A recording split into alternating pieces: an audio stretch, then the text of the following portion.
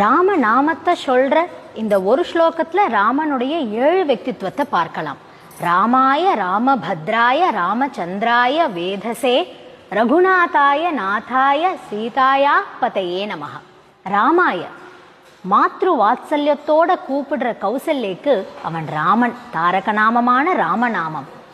ராமபத்ராய தன்னுடைய பக்தர்களுக்கு ராமபத்ர, பத்ரனா மோக்ஷம், மோக்ஷம் கொடுக்கக்கூடிய பகவான்.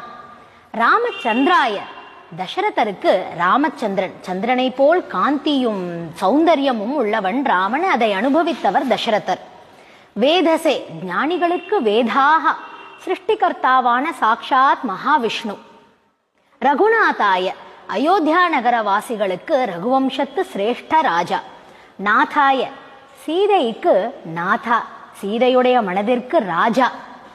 சீதாயா பதையே சீதாபதி, மிதிலா நகரவாசிகளுக்கு சீதையுடைய கணவன்.